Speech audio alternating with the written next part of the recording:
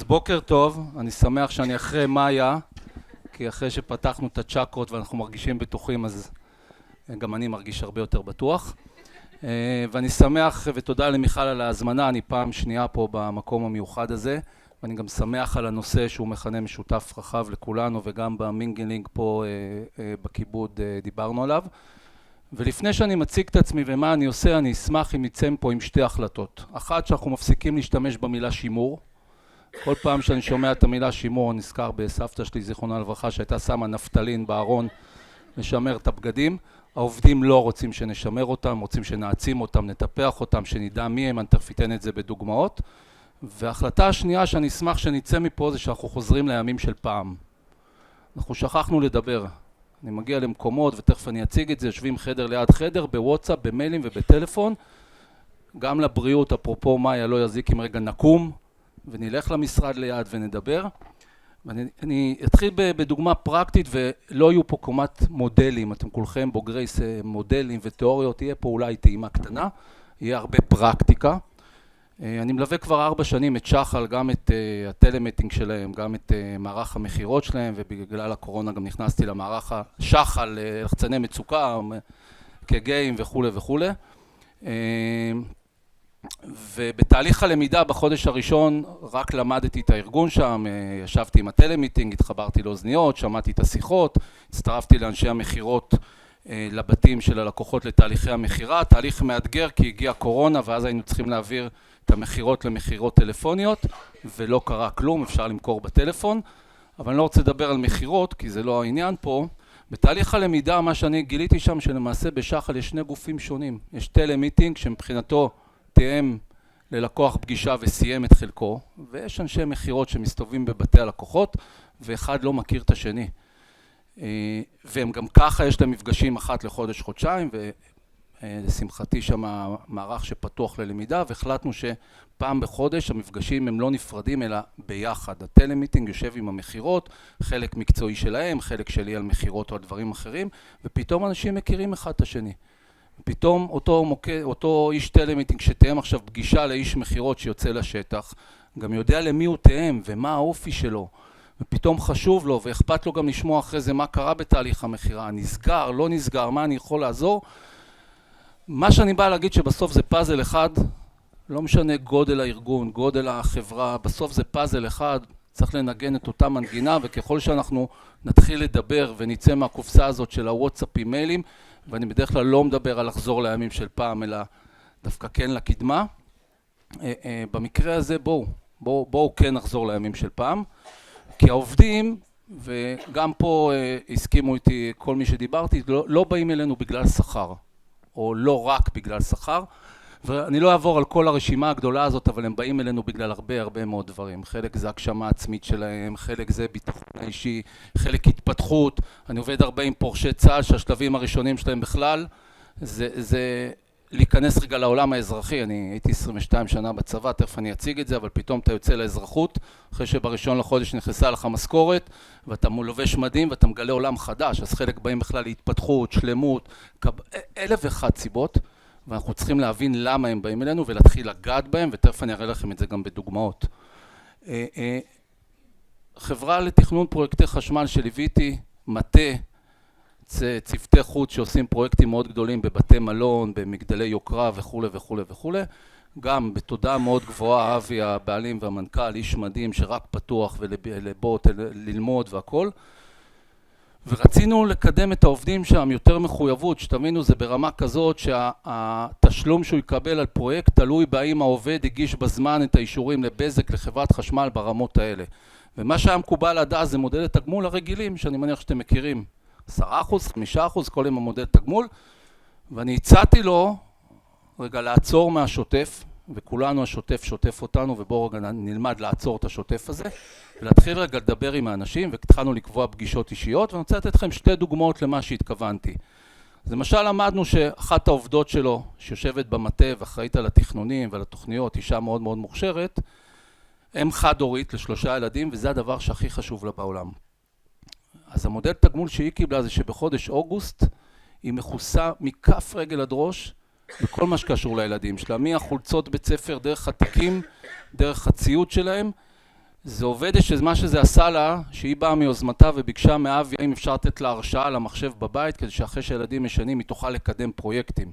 ובשיחה נוספת גילינו עם אחד העובדים שהחלום שלו 5 שנים, זה נופש משפחתי, והוא לא יכול להרשות את זה לעצמו. והוא קיבל נופש משפחתי, וזה לא רק השכר. זה רגע להסתכל לאנשים בעיניים ולהבין מי הם, מאוד מאוד חשוב. אז מי אני? אני לא אעבור על כל הפרטים הטכניים, אבל הייתי 22 שנה איש צבא, השתחררתי לפני 12 שנה. רוצה לדבר על 3 נקודות מכוננות אצלי, שקשורות גם למה שאנחנו יושבים פה.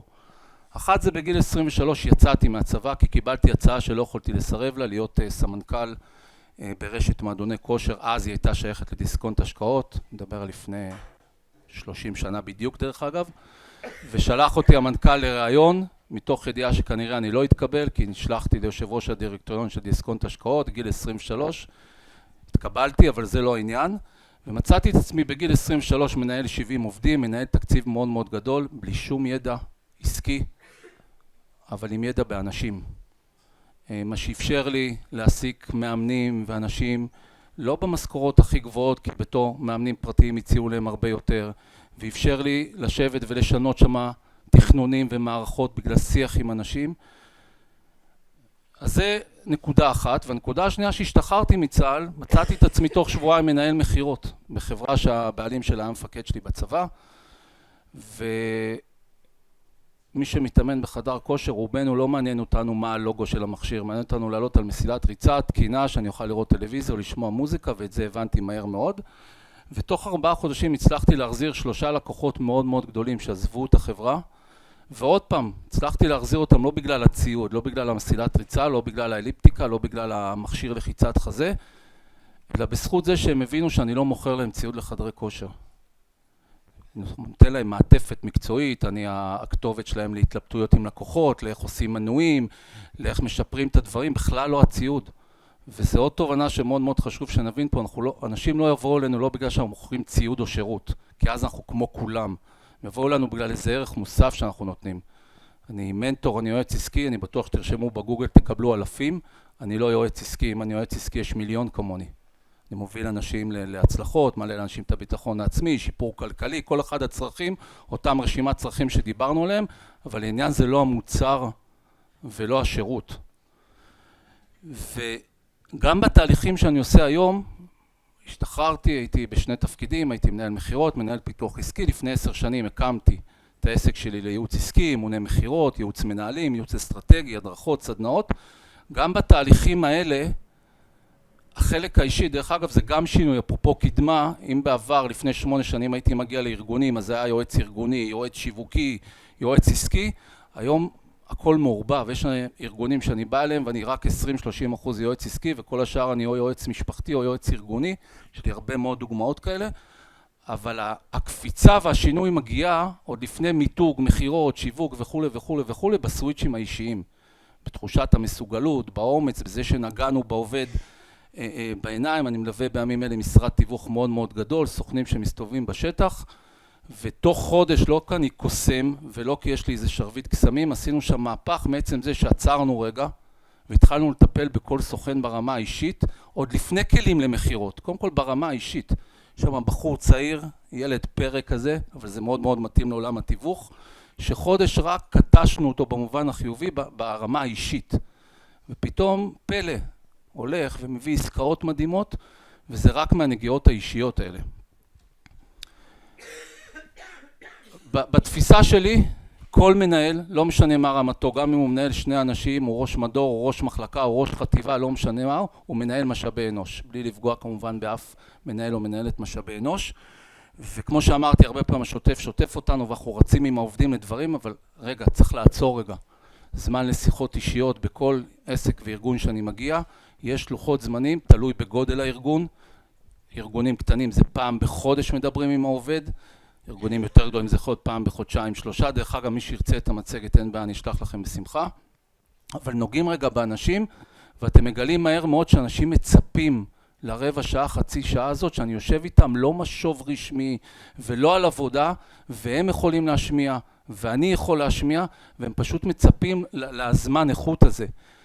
השילוב של העובדים, השותפות שלהם. אנחנו בדיוק אתמול בישיבת הנהלה שהשתתפתי בשחל, סיכמנו שחודש הבא אנחנו עושים סדנה, שהחצי הראשון שלה זה העובדים בונים את חזון והערכים של שחל. ואחרי זה יציגו את זה ונגבש איזה מסמך אמנה וכו' וכו', אבל השותפות שלהם, המעורבות שלהם בתהליכים, ככל שהם יותר מחוברים לזה, מתחיל להיות קסמים. אז צריך לערב אותם, צריכים להרגיש חלק מעשייה, בטח בתקופה ובאתגרים שאנחנו מתמודדים איתם, מטורפים לגמרי בעולם של גיוס עובדים וטיפוח עובדים. מודלי תגמול, נתתי דוגמה, יש המון המון המון מודלים. אני יכול לעשות הרצאה שלמה רק על מודלי תגמול, אבל ברמת העיקרון אתם תגלו שאם הם יותאמו אישית, זה גם עושה קסמים. לא, יאללה, 5%, 7%, המודלים המדורגים הרגילים שבונים מדרגות, עד לפה זה כזה אחוז, לא. לגעת באנשים, לבנות להם לפי הצורך שלהם, חגיגת הצלחות, אנחנו שוכחים לחגוג הצלחות. אנחנו יודעים מהר מאוד לכנס את האנשים לתחקיר על משהו שלא הלך לנו, אבל תראו מה חיל האוויר עשה דבר מדהים שגופים אזרחיים מחכים אותו, הוא מתחקר הצלחות. וזה מדהים לראות איך יורד עכשיו טייס מהמטוס הכי יקר בעולם, ואין אגו ואין שום דבר, לוקחת אותו איזה סמלת מיידית לחדר תדריך, והם מתחקרים הצלחה. ואת ההצלחה הזאת הם עושים אחר כך העתק הדבק. זאת אומרת, בואו נלמד מהצלחות, וגם בואו לא נשכח לחגוג הצלחות. בארגונים ועסקים שאני מלווה, יש ימי חמישי בשתיים, חצי שעה עצירה לצ'ייסר לקראת שבת. לא תמיד אפשר לעשות את זה, אבל עוד פעם, תלוי בגודל הארגון. ואם היה חודש מוצלח, עוצרים רגע וחוגגים את ההצלחה.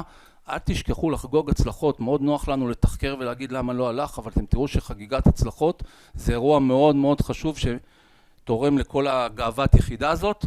והיום שאחרי היינו פה בשיחה, גיא ואני פה בצד, ואנחנו, גיא חן, שאתם תשמעו את ההרצאה המאלפת שלו בסוף היום, לקראת תהליך עם אחד הגופים הביטחוניים, ואנחנו הולכים קצת ללוות את המערך המבטחים שלו, ואחד הדברים שאנחנו הולכים לתת שם זה כלים ליום שאחרי. עכשיו, זה גוף מדהים שמבין שהמבטחים הם זמניים שם, הם סטודנטים וזה בסדר, הם מקבלים את זה, אבל עדיין לאור זה שהם מתמודדים עם קשיים בגיוס ובהחזקה שלהם לאורך זמן, אנחנו מייצרים להם עכשיו כלים ליום שאחרי. מה למשל? אם אנחנו יודעים שאותו מאבטח בעוד שנה, שנתיים, שלוש לא יהיה איתנו, אז בוא ניתן לו במהלך השנה, שנתיים שהוא איתנו, כלים להקמת עסק, לניהול פיננסי, לשוק ההון, ללא משנה מה, למה שמעניין אותו.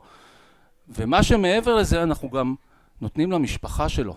כי אם אנחנו מבינים שהוא מגיע טעון לעבודה בגלל קושי בבית, אז הוא יקבל איזה סדנה או הכשרה או ליווי של כלכלת המשפחה. ואם אשתו לקראת הקמת עסק, אז היא תקבל איזה סדנה או ליווי אישי להקמת עסק, ואנחנו עוטפים אותם בכלים של היום שאחרי, וזה כבר בתהליכי הגיוס, הם מכירים את זה, ודרך אגב, בתהליכי הגיוס, וזה מאוד, דרך אגב, למי שלא מבין, כל מי שיושב או יושבת פה הוא איש מחירות. אנחנו כל היום מוכרים. גם בבית אתם כל היום מוכרים. שאתם אומרים לבן, בת שלכם, אתם צריכים ללכת לישון, או שהוא ימכור לכם למה הוא צריך עוד חצי שעה, או שאתם תמכרו לו למה הוא צריך ללכת לישון. אנחנו כל היום מוכרים. גם גיוס עובדים זה מחירה. והמחירה הזאת היא לאורך כל המסע. מהרגע שהוא נחשף אליי באמצעים השיווקיים שלנו, במדיות, אבל גם אחרי זה. כי אני רוצה להפוך אותו למפיץ הבשורה שלי, אני רוצה להפוך אותם לאלה שימליצו לחברים וחברות להגיע אלינו, ולכן זה לאורך כל המסע, וזה לא אותו רגע רק שראיינתי אותו, וזה גם לא אותו רגע לתקופה שהוא עובד איתי, ואני צריך לראות אותו לאורך כל המסע, בפולו-אפים, במעקבים האלה, זה מחירות לכל דבר. גם אם אתם לא אוהבים את המילה מחירה, זה מחירות לכל דבר. וגם כל מנהל הוא מאמן.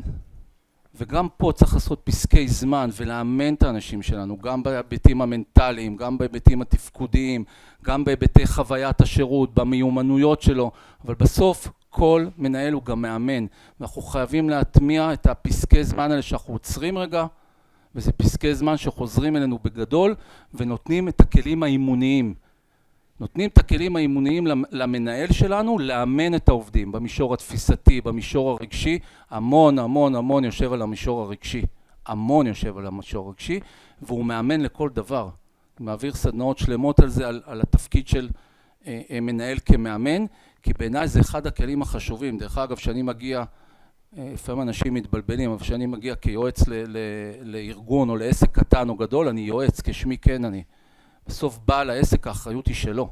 אני יכול לייעץ לו, אני יכול לתת לו את הכלים הכי טובים, האחריות היא שלו. אותו דבר כל מנהל, אמרתי, לא משנה מה גודל המחלקה שלו, גם אם יש לו 2 עובדים, הוא מאמן, הוא צריך לאמן את העובדים שלו, ואני אומר לכם, הם צריכים, והם מחכים לזה, והם רוצים את זה. דיברנו על שיחות עם העובד, לשתף אותו ביעדים, במטרות, לאן אני רוצה לקחת אותו ברמה אישית, חלקו בארגון, חלקו ביעדים הארגוניים, במטרות הארגוניות, איך אני יכול לספק לו את הצרכים. אז דיברתי על מודלי התגמול, על אופק. דרך אגב, בחלק מהמקומות בתהליך רעיון העבודה אנחנו מטמיעים כבר ואנחנו אומרים לעובד מה יקרה איתו בעוד חצי שנה ובעוד שנה, ולא במשפטים של בעוד 3 חודשים נעשה שיחת פתיחת שכר. אחד המקומות שאני מלווה, מרכז טיפולים אסתטיים מאוד גדול, כל מטפל או מטפלת שמגיעים לשם, כבר ברעיון יודע מה יקרה איתו בעוד 3 חודשים ובעוד חצי שנה ובעוד שנה. למה? כי מאוד קשה אחרת, אני לא רוצה שהראש לא יהיה במה התפקיד הבא שלו, אז הם יודעים למשל שבעוד 3 חודשים כבר השכר שלו יעלה והוא כבר יודע לכמה, והוא יודע שבעוד חצי שנה אם הוא איתי מתווסף לו מודל תגמול והוא יודע כמה, והוא יודע שאם שנה הוא איתי יש לו מענק, או יש לו מענק ללימודים, או אם הוא עשה קורס אני מחזיר לו דרך המשכורת את עלות הקורס, אבל אני כבר יוצר לו את מה יקרה איתו, לא בערפל ולא בתיאוריות, וזה משאיר אותם איתנו. כי הרבה עובדים לפעמים יושבים בחוסר ודאות בערפל ומתחילים לקבל כל מיני הצעות וכל מיני רעשי רקע, אז אני בונה להם כבר את איפה הם יהיו, מה יקרה איתם בהמשך, וזה מאוד מאוד משפיע על היכולת לשמר אותם, אמרתי לא לשמר, להעצים אותם ולהחזיק אותם איתנו, כי הם רוצים לקבל את הכלים האלה, הם לא רוצים להיות בערפל. לא מספיק שאני אומר להם, בעוד חצי שנה אם אתה תהיה איתי, נדבר על שכר. נדבר על שכר זה או שנעלה לך את השכר או שלא, אבל בוא נגיד לו מה יקרה אם הוא יהיה בסדר, זה עובד בהרבה מאוד מקומות ותנסו את זה. דיברתי על השיחות האישיות, לא לזרוק להם כל מיני משפטים, נתתי את זה בדוגמאות, דיברתי על המאפיינים הארגוניים, איך אני מגייס, איך אני מכשיר, איך אני מפתח. ששואלים אותי ומתייעצים איתי האם לפטר עובד, אבל השאלה הראשונה שאני שואל, האם נתת לו את כל הכלים כדי להצליח? כי אחרת העובד הבא יהיה בדיוק אותו דבר. יושבים איתי, אני מתלבט, אתמול היה לי בדיוק מפגש בעסק שאני מלווה איזה חתך על העובדים, והם אמרו לי, רגע, לגבי המטווחת הזאת והזאת, אנחנו מתלבטים אם לפטר אותה. רגע, נתנו את הכלים, ליווינו אותה, יצאנו איתה לפגישות שטח, נתנו לה כלים, אם לא, אז מה זה משנה, נגייס את הבאה בתור, זה יהיה אותו דבר. אנחנו צריכים לוודא שאנחנו נותנים להם את הכלים, והאחריות היא עלינו. האחריות היא לא על העובד. אני יכול להסתכל לעובד בעיניים ולהגיד לו, אתה לא מתאים לי, אם אני משוכנע ואני מסתכל במראה ואני יודע שעשיתי הכל כדי שהוא יצליח. ונתתי לו את הכלים שהוא יצליח, והכי קל זה לפטר, הכי קל זה לשחרר עובד. אבל אם אנחנו כבר בפינה הזאת ומה לעשות, אנחנו נהיה בפינות האלה, בואו לפחות נהיה משוכנעים שנתנו לו את הכלים, וליווינו אותו, ולא רק בתיאוריות. החלק האימוני הוא מאוד מאוד חשוב. כשאני כותב תסריטי שיחה למחירות או כותב נהלי עבודה, זה החלק הקל. פה מתחיל עכשיו היישום וההטמעה, כי אחרת לא עשיתי בזה כלום. ספר עסק שבוודאי כולכם מכירים וספרי נהלים, יש מקומות שאני מגיע אפילו לא יודעים איפה הוא, או שהוא מעלה אבק באיזה מדף. זה צריך להיות פרקטי, אבל צריך להיות גם אקט של אכיפה ושל אימון, ולפעמים 2-3 נהלים פשוטים פותרים את הדילמות האלה. באחד הארגונים שאני מלווה יש צוותי שטח מאוד גדולים, סניף מאוד גדול של ענק המזגנים, ואומר לי הבעלים שהוא כבר 20 שנה בתחום הזה, אין לי מושג מה קורה. אני מקבל הרבה טלפונים של לקוחות על התקנות לא טובות וכו' וכו' וכו', ותראו איך 2-3 נהלים פתרו את העניין הזה וגם חסכו כסף וגם טיפלו בשיווק, בסוף זה פאזל אחד שלם. אז נוהל אחד דיבר על זה שכל מתקין גבס או מתקין מזגנים מגיע בבוקר לאתר ומוציא וואטסאפ בקבוצה, בוקר טוב, התחלתי ברחוב המסגר בעפולת העבודה. בסיום היום הוא שולח וואטסאפ עם תמונות. רק הפעולה הזאת חסכה 80% תלונות של לקוחות שהיו מתקשרים, השארתם מלוכלך, הקיר שבור, הקיר סדוק, אין סיכוי לבעל עסק שיושב בטבריה לדעת מה קרה בפרויקט בראש העין. אז תראו איך נוהל פשוט שב5 בערב מקבלים וואטסאפ עם תמונה, סיימתי את יום העבודה, 80% מהתלונות ירדו. הפעולה הבאה שבוצעה שמה זה נוהל של איך מגייסים איך מגייסים עובדים, ואיך מסתכלים על ציוד שיוצא מהמחסן. חסכנו פה בין 30 ל-50 אלף שקל בציוד, בגלל הקפדה. אני ארוץ לפני שמיכל נוזפת בי. אמרתי לא תיאוריות, אבל אני לא יודע אם אתם מכירים את תיאוריות הדגים, שוק הדגים בסיאטל. מדהים, מאלף. אני לא נריץ את סוף הסרטון, אבל תראו איך עבודה כביכול מסריחה דגים כל היום, איך אפשר לקחת את זה לכל ארגון ולכל עסק. אני לא אריץ את הסרטון עד הסוף כי אני רוצה לדבר על זה קצת.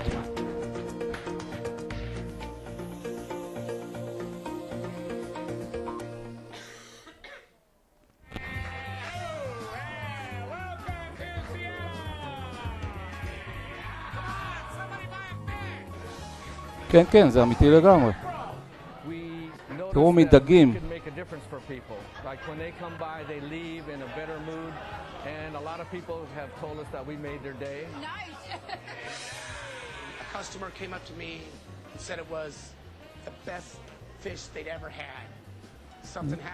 אני אתן לזה עוד כמה שניות ואני ארוץ למה המשמעות של זה, ותראו מה הם עושים עם דגים, עבודה שכביכול אמורה להיות הכי...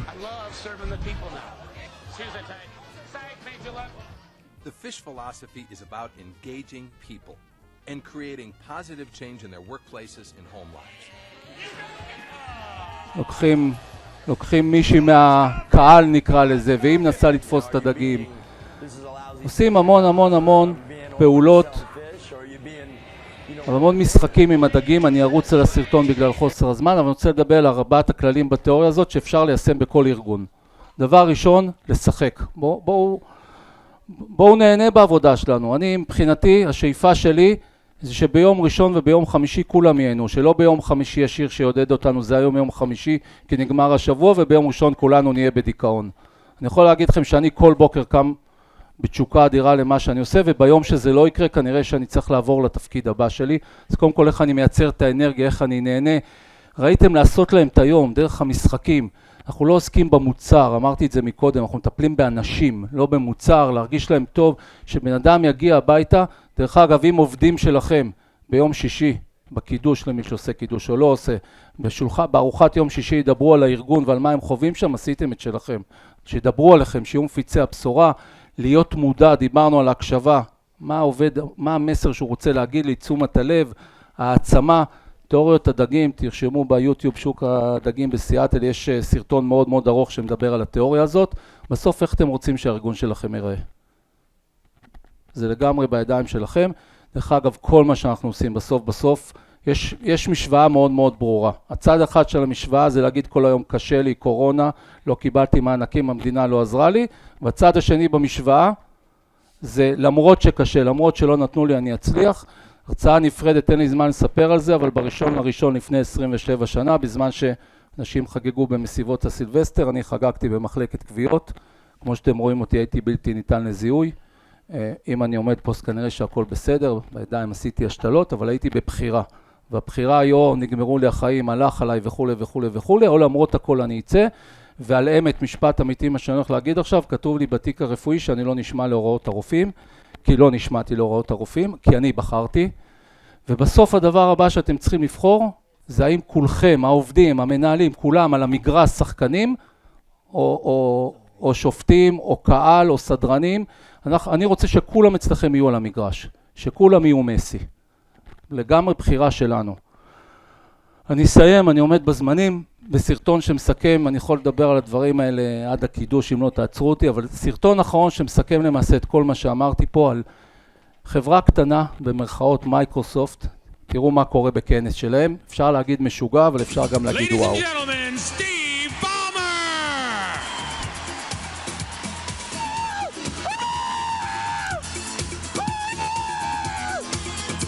לגמרי, צ'קרות עד הסוף הוא לקח אותם.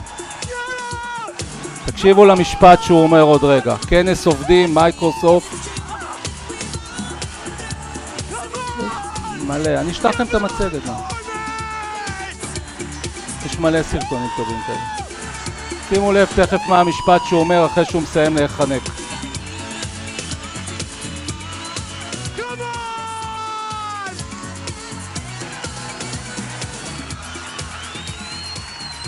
תקשיבו.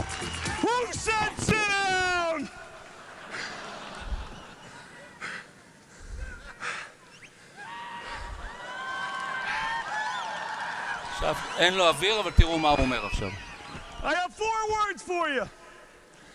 I love this company. Yeah! זהו, אפשר להגיד משוגע, אפשר להגיד הכל.